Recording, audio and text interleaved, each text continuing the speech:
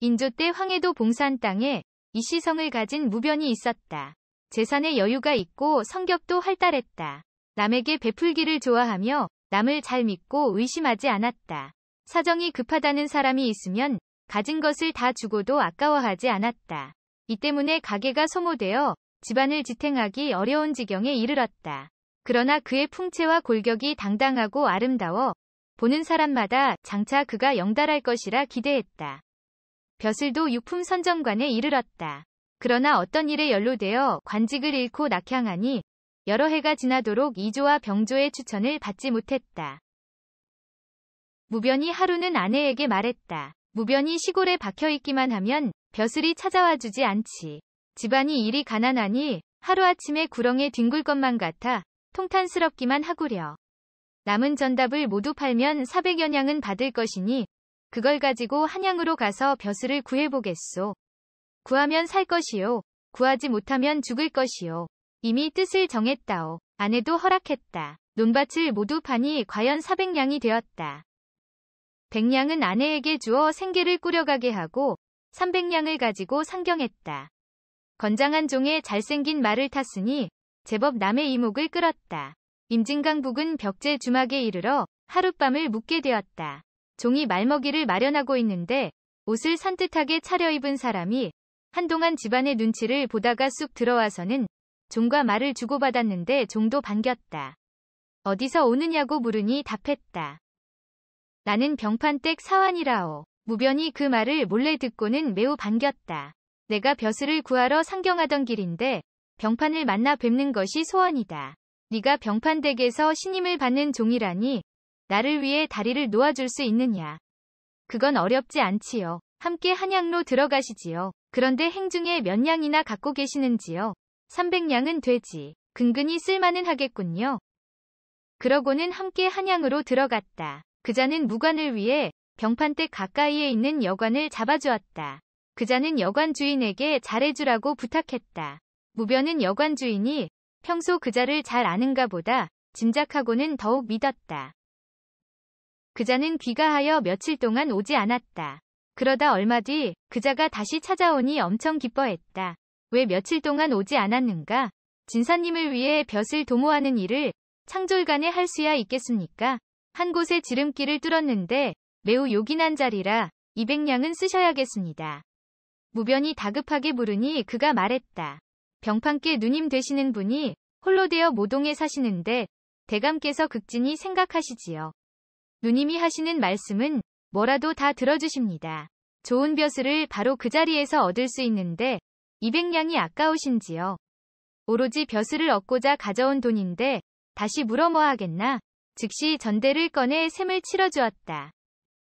다음날 그자가 와서 말했다. 안주인 마님께서 200냥을 받고 매우 기뻐하시며 즉시 대감께 말씀을 전하셨습니다. 자리가 나면 필히 1위로 추천해달라 부탁하시니 대감께서 허락하셨죠. 그런데 무관의 관복은 말숙해야 하는 법이니 50냥을 들여 마련해두시는 게 좋겠습니다. 그래, 그것이야말로 없으면 안 되지. 그자에게 50냥을 주며 관복을 갖추어 오라 했다. 얼마 안 있어 몰입, 천립, 광대, 오화, 황금대구 등을 일시에 마련해왔다. 모두 아주 눈부시고 화려했다. 처음에 의심하던 종들도 모두 기꺼워하고 좋은 벼슬자리가 반드시 내려오리라 믿으며 고개를 빼고 기다렸다. 무변은 곧 복색을 차려입고 명함을 품고서 병판댁으로 갔다. 병판을 뵙고 자신의 이력과 형편을 모두 아뢰며 애걸했다. 병판은 고개를 끄덕일 따름이었다. 무변은 병판이 의뢰 그러는 것이라고 생각했다. 그 뒤로 또다시 갔지만 다른 무변들과 줄을 서서 문안 인사를 드렸을 뿐 병판은 남달리 관대한 기색을 보이지 않았다. 무변은 마음이 초조했다. 그래도 그자의 환심을 사야 할 것 같아 그자가 올 때마다 주머니돈으로 고기와 술을 사서 마음껏 먹고 취하게 해주었다. 마지막 남은 50냥도 거의 다 쓰고 말았다. 무변은 너무나 걱정이 되어 그자에게 물었다. 내 말이 아직 효험이 없으니 무슨 까닭인가? 대감께서 어느 날이고 진사님을 잊겠습니까마는 진사님보다 훨씬 더 많은 돈을 바친 사람들이 있어 그들부터 빨리 처리해 주셔야 합니다. 진사님 차례가 어찌 쉽게 오겠습니까? 하나 그런 분들이 거의 다 벼슬을 얻었으니 후일 산정에는 진사님을 모직에 넣어주겠다 하셨습니다. 이 자리는 매우 좋은 자리이니 기다려보십시오. 또 임명 목록이 나왔는데 이번에도 기다리던 소식은 없었다. 돈은 이미 다 쓰고 없었다. 임명날이 되자 종과 주인이 아침 일찍 일어나 눈알이 빠지도록 소식을 기다렸다. 해가 높이 떠 정오에 이르고 정오를 지나 석양이 되었다. 이조와 병조의 임명이 이미 끝났으나 무변의 성명은 들려오지 않았다. 그자는 그림자도 보이지 않았다. 무변이 크게 상심하고 실망했다. 무변은 아무 말도 없이 그자가 다시 나타나기만을 기다렸다. 그러나 전날에는 하루가 멀다 하고 오던 자가 그 뒤로는 3일이 지나도 오지 않았다. 그제야 무변은 몹시 의심스러워져 주인을 불러 말했다. 병판댁 순호가 요 며칠 오지 않으니 웬일이냐? 네가 가까운 사이이니 불러올 수 없겠는가? 그자는 본래 모르는 사람입니다. 소인은 실제로 그자를 모른답니다. 그 뒤로 그자는 발길을 끊고 나타나지 않았다. 무변이 가만히 생각해보니 가산을 다 처분한 돈을 도둑놈에게 완전히 쓸어 바친 것이었다. 집안의 종사가 끊기고 허다한 식구들을 구렁텅이로 몰아가게 되었다. 100번 생각해도 그냥 죽어버리는 것이 마음 편할 것 같았다. 마침내 목숨을 버리기로 결심했다. 이튿날 아침 일찍 일어나 곧장 한강으로 달려갔다. 의관을 벗어던지고 크게 몇 번 고함을 질렀다. 그러고는 강물 속으로 뛰어들었다. 강물이 등과 배에 닿자 오싹해져서 자기도 모르는 사이에 몸을 웅크리고 물러났다. 우두커니 서서 가만히 생각해보니 스스로 죽기란 참으로 어려운 고로 남에게 맞아 죽는 게 낫겠다 싶었다. 그 다음 날 아침 술을 잔뜩 마시고 만취했다. 비단옷에 군화를 신고 띠를 한 팔척장신이 우뚝 서서 큰 걸음으로 뚜벅뚜벅 종로로 나아갔다. 무변은 무리 중에서도 몸집이 크고 인상도 험상궂으며 힘께나 쓸 것 같은 놈에게 달려들어 발길로 세게 차버렸다. 그자는 꽥 소리를 지르며 자빠지더니 곧바로 일어나 불이 나게 달아나 버렸다. 그자를 쫓아갔지만 따라잡지 못했다. 무변은 몹시 개탄했다. 또 무리 중에서 자기를 이길 것 같은 자를 골라서는 다가갔다. 눈이 닿는 곳마다 모두 무너지듯 흩어져 도망치니 종로 거리가 텅 비어 한 사람도 남지 않았다. 날이 벌써 저물었다. 한숨을 크게 쉬며 돌아왔다. 밤이 되어 누워도 잠은 오지 않고 오직 죽을 생각뿐이었다. 문득 이런 생각이 들었다. 남의 안방으로 들어가 그 처첩을 희롱하면 반드시 맞아 죽을 수 있겠지. 다음 날 아침 또 술을 마시고는 무관 복장을 하고 큰 길을 거닐었다. 새로 꾸민 집을 발견하고 중문으로 곧바로 들어갔다. 막는 자가 없었다. 마침내 안마루로 돌입하니 한 젊은 부인이 혼자 앉아 있었다. 나이는 20이 조금 넘어 보였는데 화용월태의 미인이었다. 구름 같은 머리를 빗고 있었는데 무변을 보고도 놀라는 기색이 없었다. 누구시길래 남의 집 내실에 함부로 들어오나요? 미친 사람인가요? 무변은 대꾸하지 않고 바로 마루로 올라가 여인의 손을 잡고 머리도 끌어안고 입까지 맞추었다. 그래도 여인은 굳이 거부하지 않았다. 옆에서 욕하는 사람이 하나도 없었다. 무변이 매우 이상하게 여겨 물었다.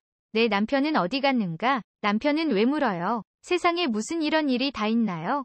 술에 취해 미친 사람이니 따질 가치도 없지만 그래도 세상에는 법이 있어요. 얼른 나가세요. 어쨌든 내 남편 있는 곳을 말해보거라.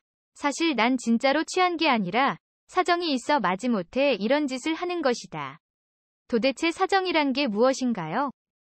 내가 전에는 선정관을 지냈다. 도둑놈에게 속아서 가산을 탕진하고는 죽기로 결심했지.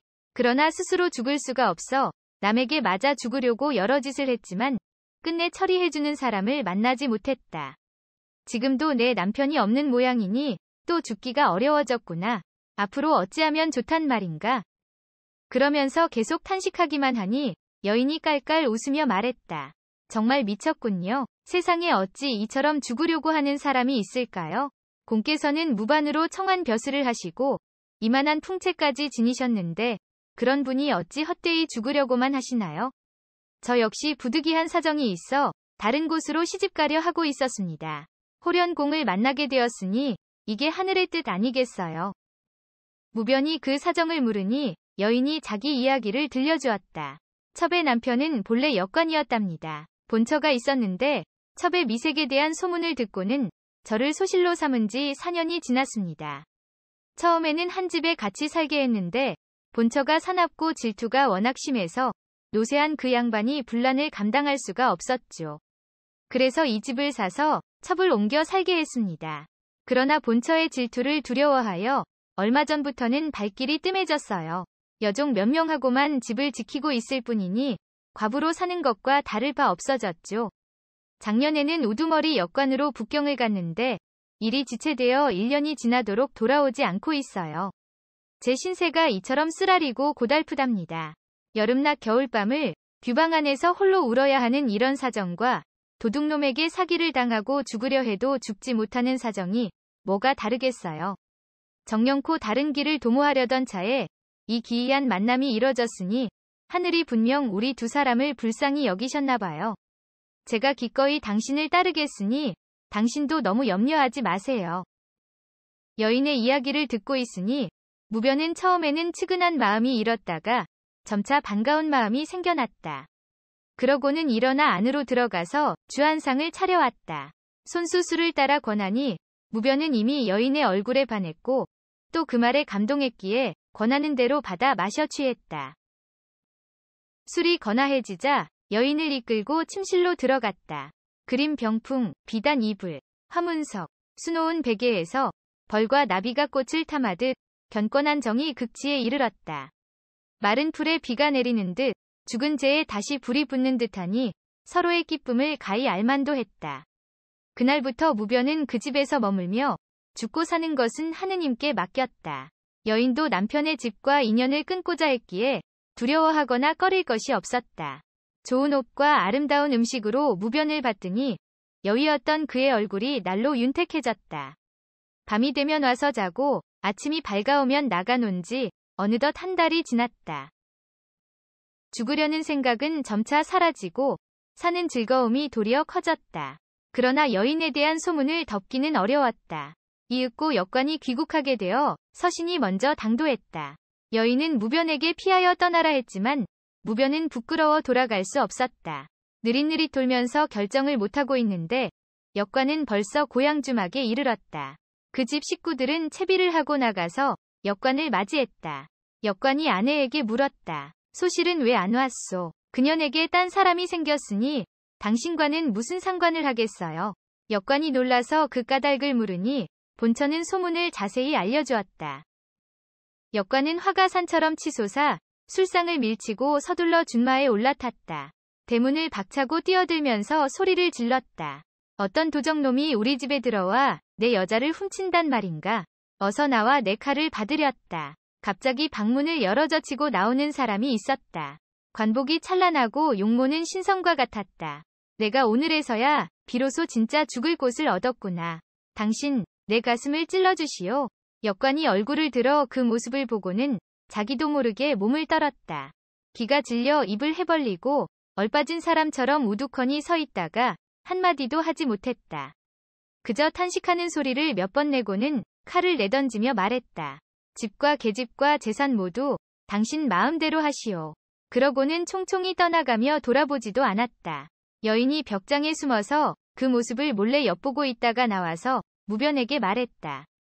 용렬한 사람이 무슨 일인들 하겠어요. 그러나 빨리 떠나는 게 좋을 것 같네요. 여인은 누각 위로 뛰어 올라가서 괴짝 하나를 들고 왔다. 그 속에는 1,300냥이 들어있었다.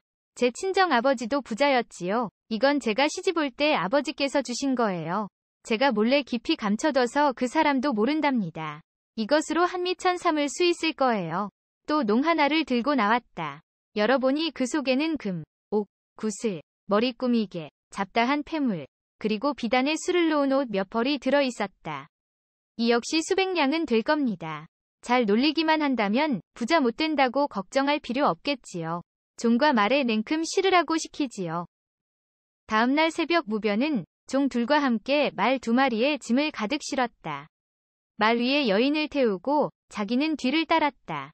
봉산 쪽으로 바삐 가니 역관도 감히 따라오지 못했다. 역관의 본처도 그들이 떠나는 것을 다행스럽게 여기며 오히려 다시 돌아올까봐 걱정했다. 무변은 미천으로 팔았던 땅을 모두 사들였다. 또 돈을 잘 굴려 몇 년 만에 부자가 되었다. 다시 상경하여 벼슬을 구했는데 전날의 실수를 교훈으로 깊이 삼아 아주 주도 면밀하게 일을 처리했다. 유품을 올라서고 차차 승진하여 여러 차례 큰 진영을 거치니 벼슬이 절도사에 이르렀다. 그는 그 여인과 함께 살며 많은 복록을 누렸다 한다.